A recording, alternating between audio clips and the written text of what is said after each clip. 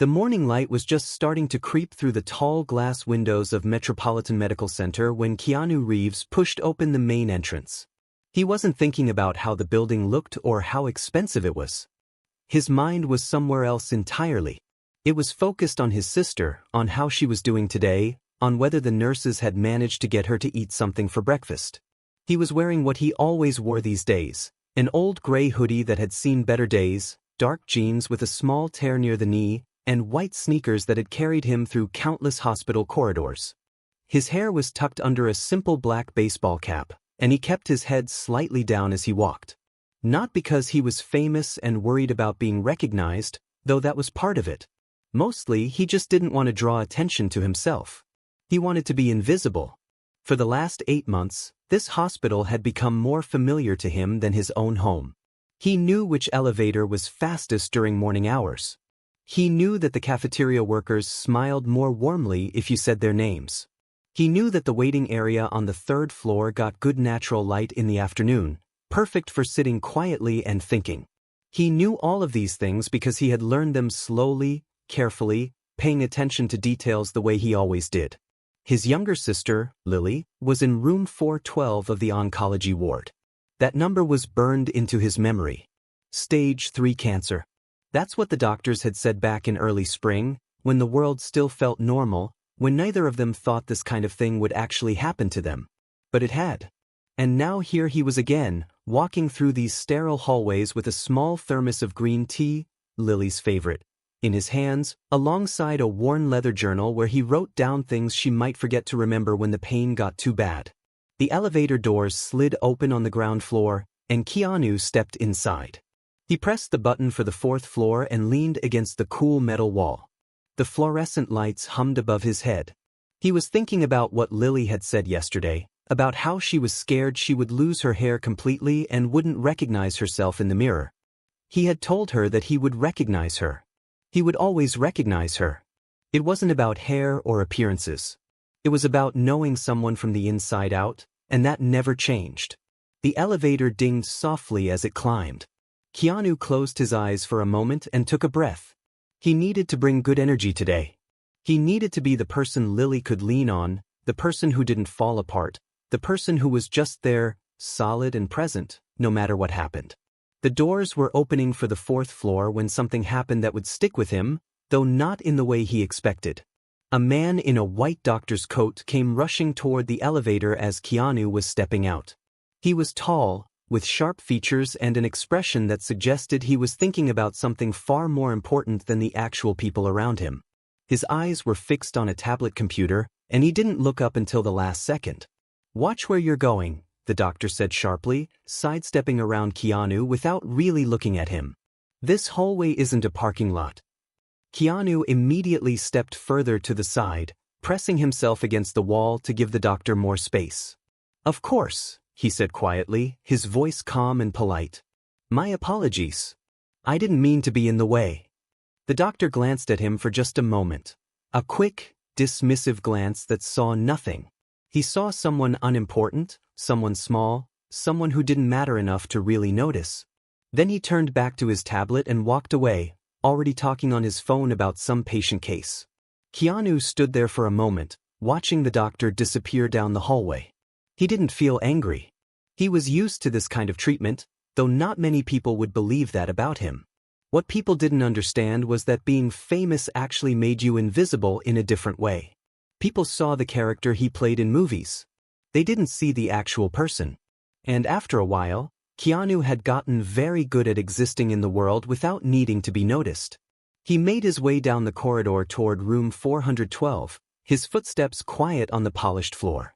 The hallway was the same as it always was, neutral colors on the walls, the smell of antiseptic and something else he could never quite identify, soft music playing from speakers that made everything sound slightly underwater.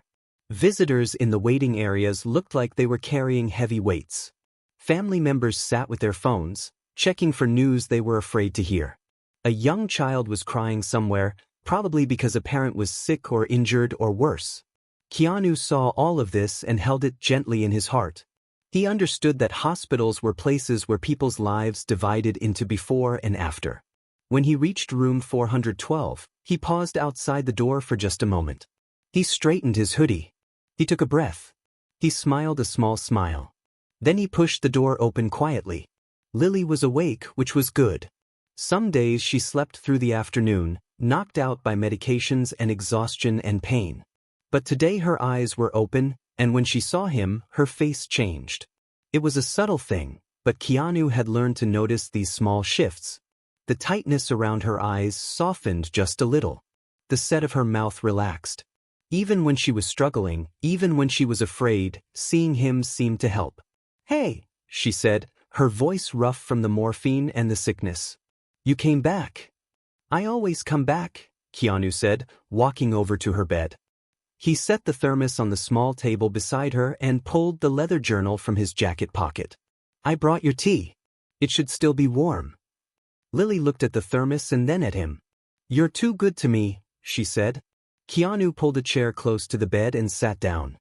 He reached over and took her hand. Her fingers were thin now, almost fragile, but he held them firmly so she would know he was really there. "I'm exactly as good as I should be," he said. "Because you're my sister, and there's nothing more important than that." This was the truth that guided him through these days. Not his career. Not his money.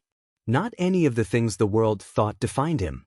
Just this, sitting beside someone he loved while they fought a battle that nobody should have to fight alone. Outside the window, the city continued on with its ordinary Tuesday morning. People were going to work, worrying about normal things, living their lives without knowing that in this room, in this small space on the 4th floor of a hospital, everything that mattered was concentrated into one simple act of presence. Keanu sat with his sister, and that was enough. The incident in the hallway was already fading from his mind. It didn't matter. What mattered was that he was here. What mattered was that Lily knew she wasn't alone. What mattered was that love, in its purest form, was just about showing up. He didn't know yet that the morning's small humiliation would become part of something larger. He didn't know that the man in the white coat would play a role in a story that would test everything he believed about kindness and power and what it really means to be strong. For now, he was just a brother sitting beside his sister's hospital bed, holding her hand, whispering about small things that might make her smile. And in that moment, that was the most important thing happening in the entire world. 1 week had passed since that morning in the hallway. 1 week of Keanu visiting his sister every single day without fail. He had learned the rhythms of the hospital now, when the nurses changed shifts, when the doctors made their rounds, when visitors came and went like tides. He knew when Lily was having good days and when the pain made everything seem impossible. Today was a difficult day. He could tell the moment he walked into room 412. Lily was lying in bed, her eyes staring at the ceiling, her body tense in a way that meant the nausea had been bad. The chemotherapy sessions were brutal. They were supposed to kill the cancer, which they were doing, but they were also making her feel like her body was a battleground where she was both the soldier and the wounded. Keanu set down the things he had brought, a small container of soup from the cafeteria that he had specially requested they make mild, a fresh water bottle because Lily said the regular hospital water tasted like metal, and a stack of old magazines from thrift stores because she liked looking at pictures of places she wanted to visit when she got better. He always said, never. "Hey," he said softly, pulling the chair close to her bed. "How are you feeling?" Lily turned her head to look at him. Her eyes were watery. She had lost most of her hair now, and she was wearing a soft purple scarf that one of the nurses had given her. Looking at her made Keanu's chest feel tight, but he kept his face calm, kept his voice steady. "I'm scared," Lily said, and the way she said it was so simple, so raw, that it broke his heart a little. Keanu took her hand immediately. "Of what, specifically? Are you having pain right now, or is it more in your head?" "Both," she whispered. "I looked in the mirror this morning, and I didn't recognize myself. I have no hair, I'm so thin, and I just feel like I'm disappearing. Like I'm becoming a ghost of who I was." Keanu was quiet for a moment. He thought about how to answer this in a way that would be true but also kind. "You're not disappearing," he said finally. "I can see you. I know exactly who you are. The hair and the weight, those are just things your body is doing right now while it fights this battle." But you, the person I know, the person who laughs at terrible jokes and loves animals and dreams about traveling, you're still completely here. I see you every single day." Lily's eyes filled with tears. "How can you be so sure?" "Because I know you from the inside," Keanu said. "I've known you my whole life. I knew you before you had long hair. I would know you if you were completely different on the outside. That doesn't matter to me. What matters is that you're still Lily. You're still the person who matters most to me in this entire world." They sat like that for a while, just holding hands, not talking. Outside the window, it was a gray afternoon. The sky looked heavy, like it might rain, but it hadn't yet. Keanu was thinking about how he used to take these things for granted, ordinary afternoons, normal conversations. Now every moment with Lily felt precious in a way that made him pay attention to everything. Around 2 o'clock, the doctor came in for his afternoon rounds. It was the same doctor from the hallway, the one in the white coat who had dismissed Keanu so easily. His name was on his badge. Keanu had looked it up after that first encounter because he wanted to understand the man better. He came in with a group of younger doctors, residents probably, and he didn't even acknowledge Keanu's presence. It was like he wasn't in the room at all. "Patient is responding adequately to treatment," the doctor said, reviewing his tablet without making eye contact with Lily. "The tumor markers are declining at an acceptable rate. We'll continue the current protocol." Lily raised her hand slightly. "Doctor, I wanted to ask about something. Yesterday I felt this pain in my side, kind of sharp, and I'm wondering if that's normal or if something—" "It's all normal," the doctor interrupted, not even looking at her. "The body responds to chemotherapy in many ways. Some discomfort is expected. Nothing to worry about." Keanu could see Lily's shoulders drop. She had been trying to ask a real question, something that was frightening her, and he had just shut her down like she was a complaint he didn't have time to address. The doctor was already turning to leave, shepherding his residents out of the room. "Doctor, wait," Keanu said quietly. He stood up from the chair. "She was asking you something important. Could you take a moment to actually listen to her?" The doctor stopped and turned around slowly.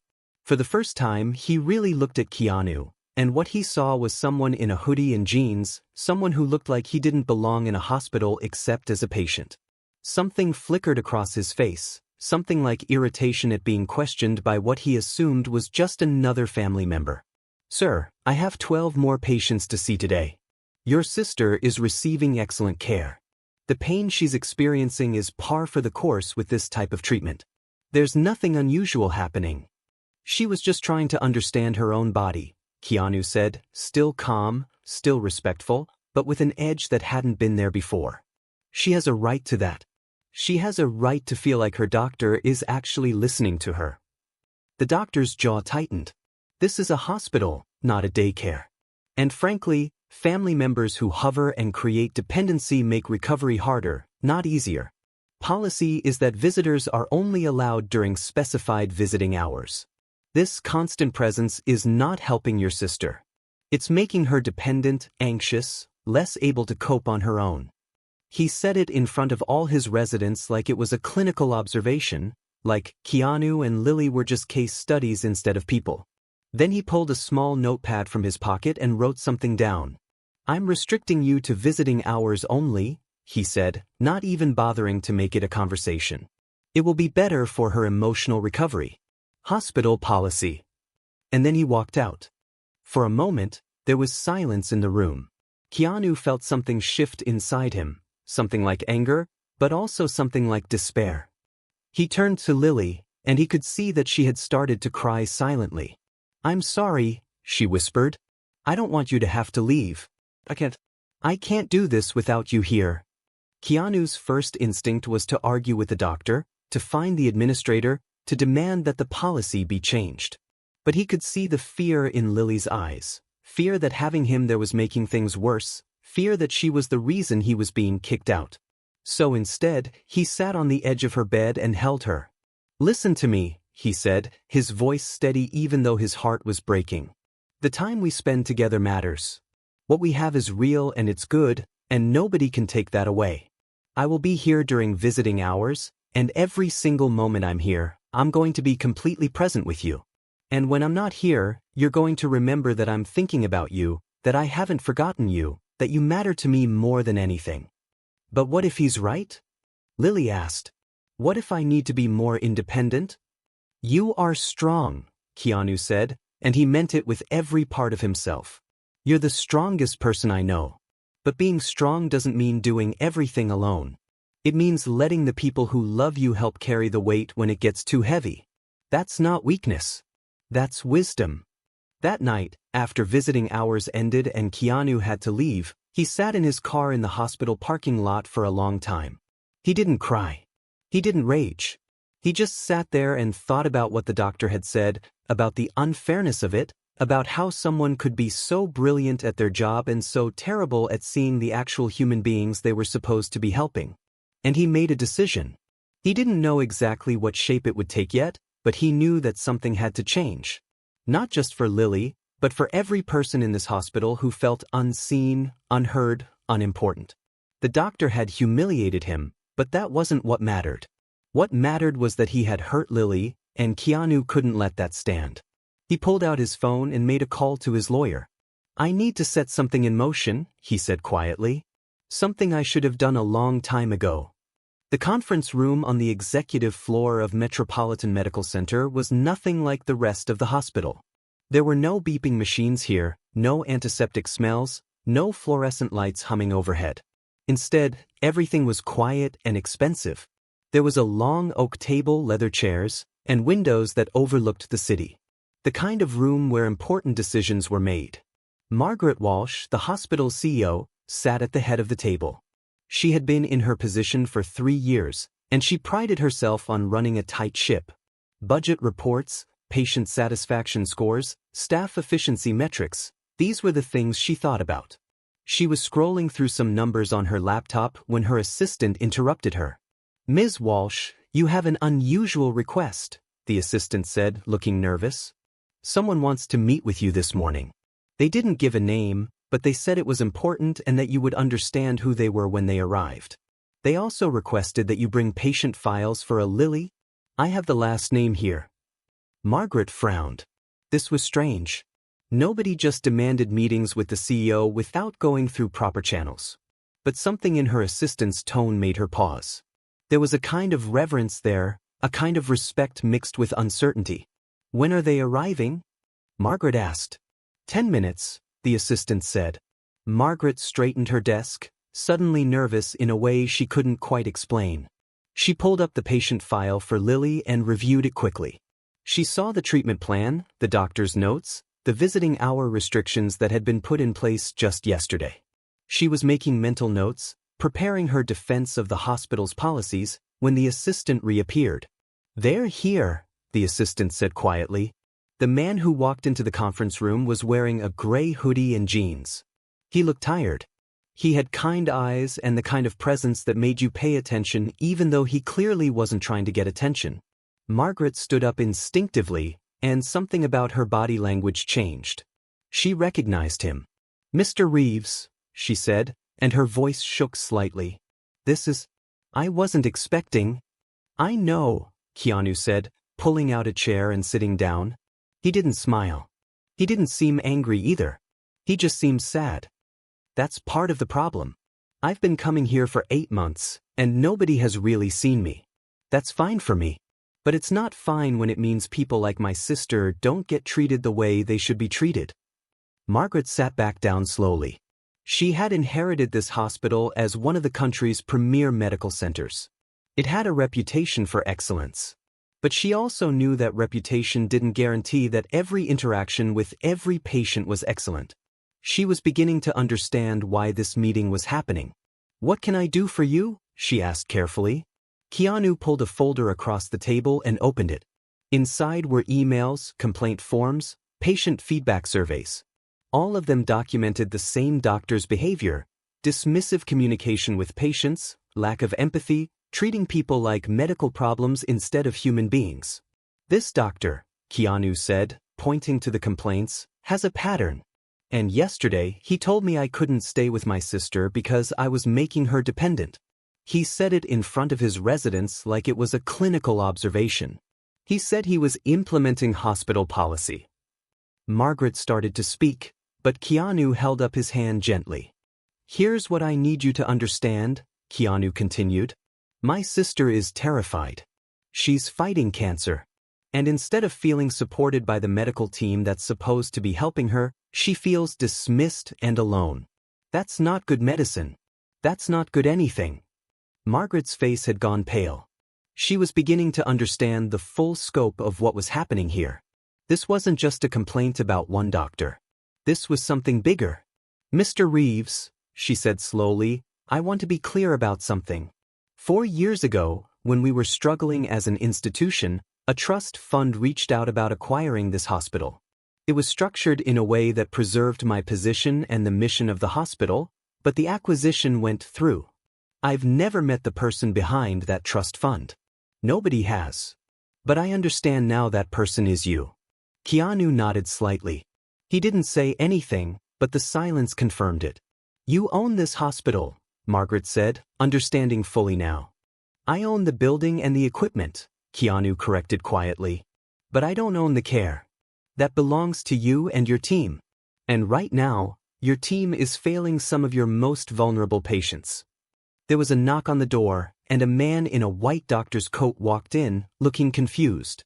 It was the doctor from the hallway, the one who had dismissed Keanu so easily. He had been summoned to the conference room without being told why. When he saw Keanu sitting across from the CEO, something in his face changed. Recognition flickered there, but also confusion. He still didn't really see who Keanu was. Doctor, Margaret said, her voice formal now, we need to discuss some concerns that have come to our attention regarding your patient interactions. The doctor's expression shifted to defensiveness. If this is about those complaint forms, most patients are unhappy with their treatment plans. It's normal. It doesn't reflect on my competence as a physician. No, Keanu said quietly, but it reflects on your compassion as a human being. And that matters just as much. The doctor looked at him properly now, really looked at him, and Keanu could see the moment when recognition began to dawn. His eyes went wide. I know who you are, the doctor said slowly. Probably, Keanu replied. But that's not the point. The point is that you didn't know who I was yesterday, and it didn't stop you from making assumptions about my value and my worth. You assumed I didn't belong here. You assumed I was in the way. And when I questioned you, you made a decision that separated me from my sister without any real medical justification. You did it because you could. The doctor opened his mouth to defend himself, but Keanu kept talking. I'm not here to destroy your career, Keanu said, and his voice was gentle but firm. I'm not here for revenge. I'm here because there are a lot of people like my sister in this hospital right now, and they deserve better than what you're giving them. They deserve doctors who see them as humans, not problems. Margaret was watching this carefully, understanding that this was a moment that would define her hospital's future. Here's what's going to happen, Keanu said, looking at both of them. The visiting hour restriction on my sister's care is being lifted immediately. Family members will be allowed to stay with patients as much as they want, because we now have research showing that emotional support directly impacts physical recovery. Second, we're implementing new protocols for patient communication that center on treating people with dignity and respect. And third, you're going to complete a mandatory compassion training program and work with a therapist to understand why you've lost your empathy. He paused and looked at the doctor directly. You chose to become a doctor. That means you chose to take care of people. Not just their bodies, but their whole selves. If you want to keep working here, you need to remember that. The doctor's face was flushed. He started to argue, but something in Keanu's calm certainty stopped him. I don't expect an answer right now, Keanu said, standing up. Take some time to think about what kind of doctor you want to be. But understand this, you can rebuild this. You can become someone who actually helps instead of just going through the motions. Margaret walked Keanu to the door. Thank you for this, she said. And I apologize. We should have been better. You're going to be better now, Keanu said simply. That's what matters. As he walked back down the corridor toward the elevator, Keanu felt something shift inside him. He wasn't angry anymore. He wasn't sad. He was just clear about what needed to happen next. His sister was going to get better care. And maybe, just maybe, that doctor would become the kind of physician he should have been all along. The elevator doors slid open, and Keanu stepped inside. He was already thinking about what he would tell Lily, that she wasn't alone, that her voice mattered, that sometimes standing up for what's right meant quietly using whatever power you had to make things better for everyone else. 2 weeks had passed since that morning in Margaret's office. The hospital had changed in small ways that added up to something bigger. Visiting hours were no longer restricted, family members could stay as long as they wanted. New communication guidelines were posted in every doctor's office. And the doctor, the one who had been so dismissive and cold, was going through his own kind of transformation. Keanu sat beside Lily's bed like he always did. She was stronger now. The chemotherapy was working. Her energy had improved, and the doctors were starting to talk about the possibility of remission. But it was more than just the medical improvement that Keanu noticed. Lily's spirit was different. She seemed lighter somehow, less afraid. "I've been thinking about something," Lily said, looking out the window. Outside, the city was moving on with its life, people hurrying to work, to homes, to their own struggles and triumphs. "Do you think that doctor is okay? The one who was so mean?" Keanu hadn't told Lily what he had done. He hadn't told her about the meeting with Margaret, about owning the hospital, about the conversation with the doctor. He had simply shown up, the restrictions had been lifted, and new doctors started checking in on her with genuine warmth and concern. She had assumed something had changed with the hospital's policies, but she didn't know the full story. "I think he's struggling," Keanu said carefully. "Why do you ask?" "I saw him in the hallway yesterday," Lily said. "He looked different. Tired," said maybe. "I wondered if he was okay." That was Lily. Even after being treated poorly, even after being dismissed and hurt, she could still see the humanity in someone else's pain. It was one of the things Keanu loved most about her. "Do you want to talk to him?" Keanu asked. Lily hesitated. "I don't know. Would that be weird? He was pretty awful to me." "He was awful," Keanu agreed. "But maybe he's trying to change." That afternoon, Keanu did something unexpected. He went looking for the doctor. He found him sitting alone in a quiet corner of the hospital cafeteria, staring at a cup of coffee that looked like it had gone cold hours ago. The man looked like he had aged a decade in 2 weeks. His shoulders were hunched. His eyes were red around the edges, like he hadn't been sleeping well. Keanu sat down across from him without asking permission. "I'm not going to get fired, am I?" the doctor asked, not even looking up.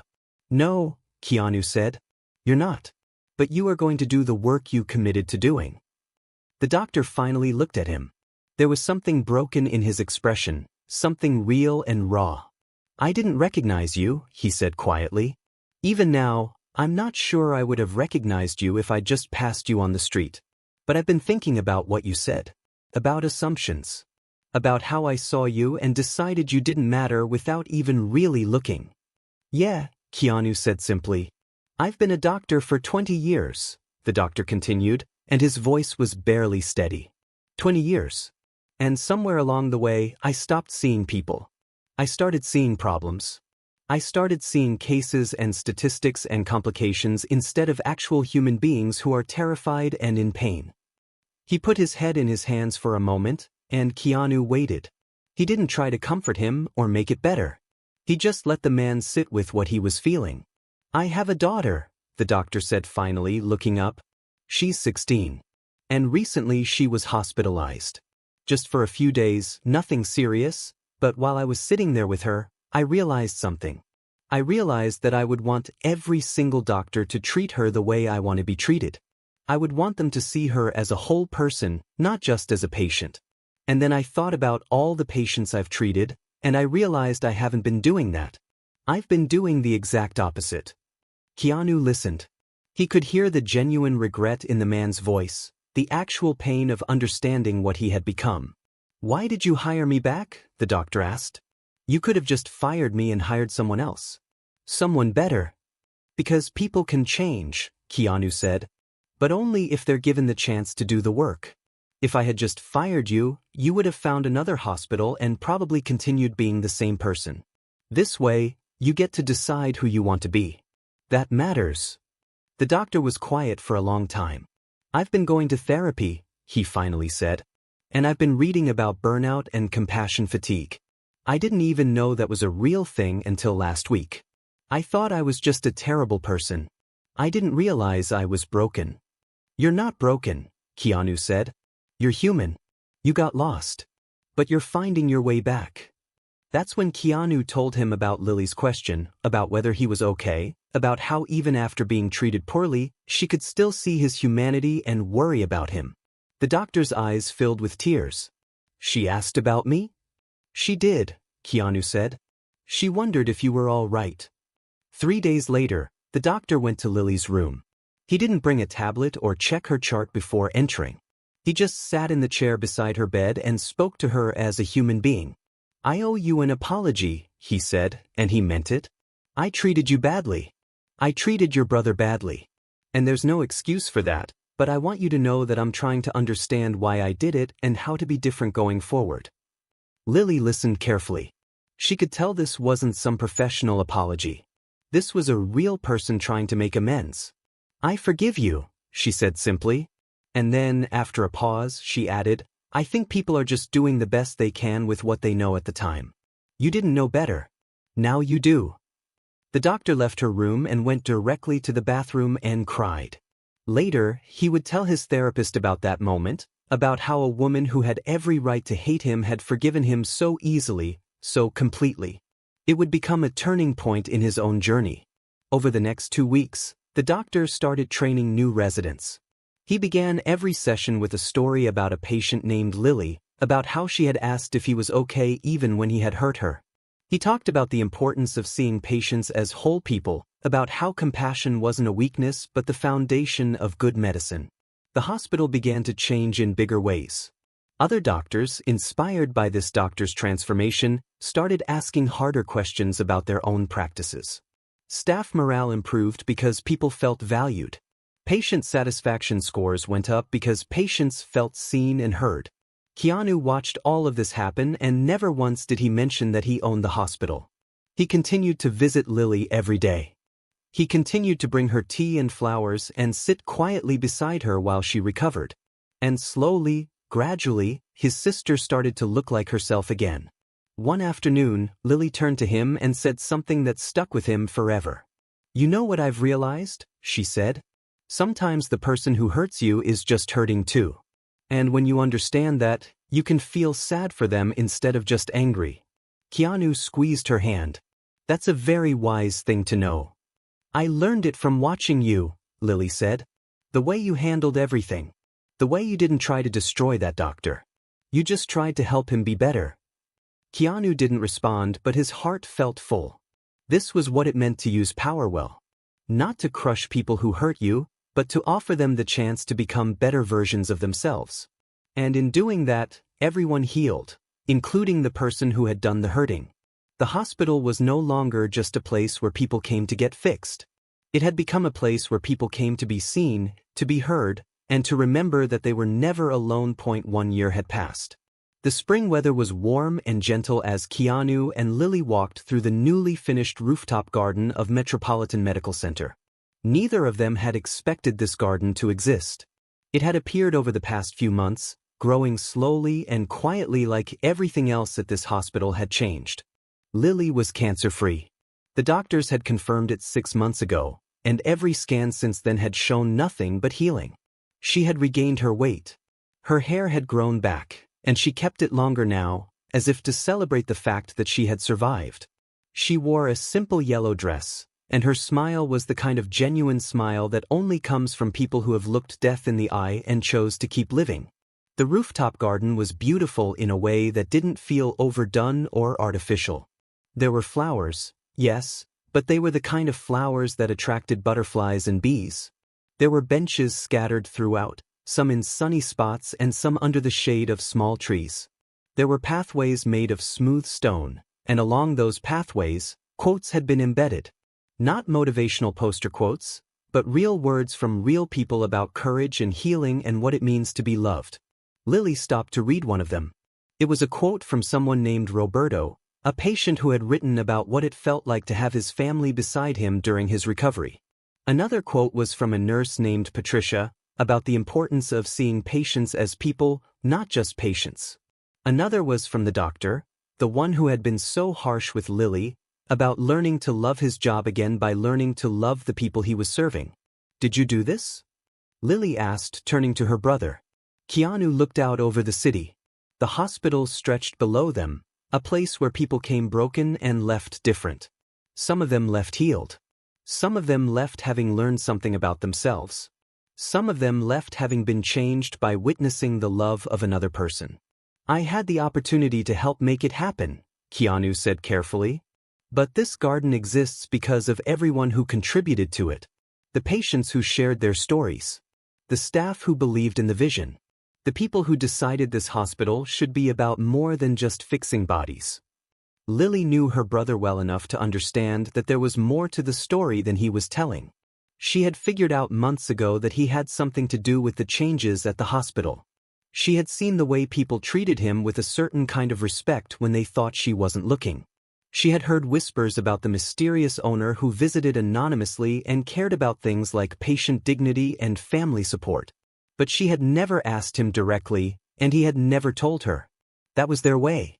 They understood that sometimes the most powerful things were the ones left unsaid.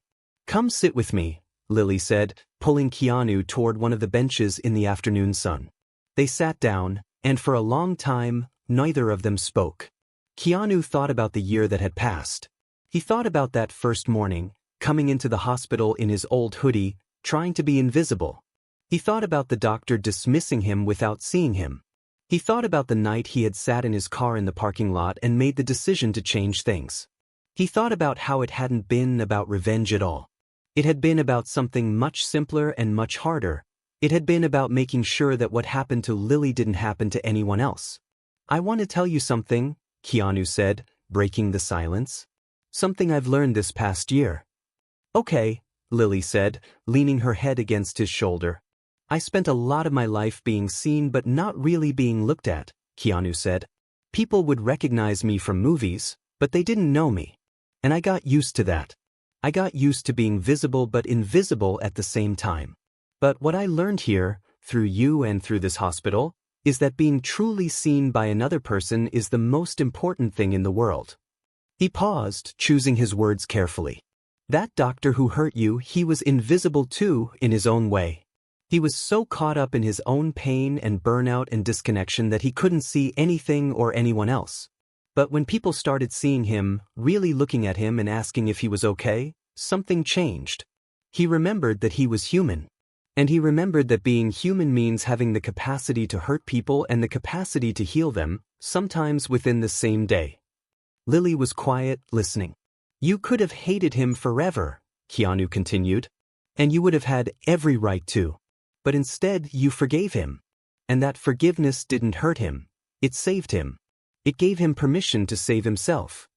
Below them, through the hospital windows, they could see the hallways where people were being treated, where families were sitting beside beds, where doctors and nurses were moving through their days. The hospital looked the same as it always had, but Keanu knew that it had changed fundamentally. The culture of compassion had taken root. It wasn't perfect, institutions never were, but it was better. It was healing. That evening, there was a gathering in one of the hospital's conference rooms. It wasn't an official event. There were no cameras or press or announcement. But word had spread that Keanu was going to be there, and people came. Patients who had been treated at the hospital. Family members. Doctors and nurses. Even Margaret, the CEO, stood at the back of the room. The doctor was there too. He stood with a group of residents, and he was telling them a story about a young woman named Lily who had taught him what it meant to be worthy of the trust that patients place in their doctors. When Keanu walked in, the room seemed to shift. Not toward him, but inward, as if everyone was suddenly more present, more aware of why they were all gathered in this space. He didn't make a speech. He didn't stand at a podium or declare anything grand. He simply walked to where Lily was standing, took her hand, and looked around the room. "Thank you," he said quietly, "for choosing to be better, for choosing to see each other, for choosing to believe that healing isn't just about medicine. It's about being seen and being loved and knowing that you're not alone." His eyes found the doctor in the crowd. They held each other's gaze for a moment, and Keanu nodded slightly. It was a gesture that meant forgiveness. It meant acknowledgement of the journey. It meant understanding. Later that night, after everyone had left, Keanu sat in his car in the parking lot. The same parking lot where he had sat 1 year ago, making the decision that would change everything. He thought about how things had unfolded, not according to any plan he had made, but according to the choices that people made when they were given the chance to be better. He thought about Lily sleeping peacefully at home, cancer-free and whole. He thought about the doctor who was now training the next generation of physicians with compassion as the foundation of everything he taught. He thought about all the patients who would come through these doors in the future and feel seen, feel valued, feel like they mattered. And he thought about what it meant to have power and choose to use it not to dominate, but to serve. Not to destroy, but to build. Not to take revenge, but to create the possibility for redemption. There was a bronze plaque near the rooftop garden that read, "This space is dedicated to families who stay. To those who hold the hands of the struggling. To love made visible." No name was attached to it. No mention of who had funded the garden or who owned the hospital. Keanu had made sure of that. The garden wasn't about him. It was about everyone who had chosen to be present for someone else, everyone who had chosen love over judgment, everyone who had chosen to see the humanity in people even when it would have been easier not to. That was the real story. Not about a famous person humiliating a doctor. Not about revenge or power or comeuppance. The real story was about what happens when one person decides to stand beside another person and say, "You're not alone. You matter. I see you." And how that simple act of presence and love could change everything. The hospital lights glowed in the distance as Keanu drove away. Inside those walls, people were healing. Not just from illness, but from the deeper wound of feeling unseen and unimportant. They were healing because someone had decided that they deserved to be treated with dignity. Someone had decided that compassion mattered. And somewhere in all of that, in the small daily acts of kindness and presence and genuine care, the world was becoming a little bit better.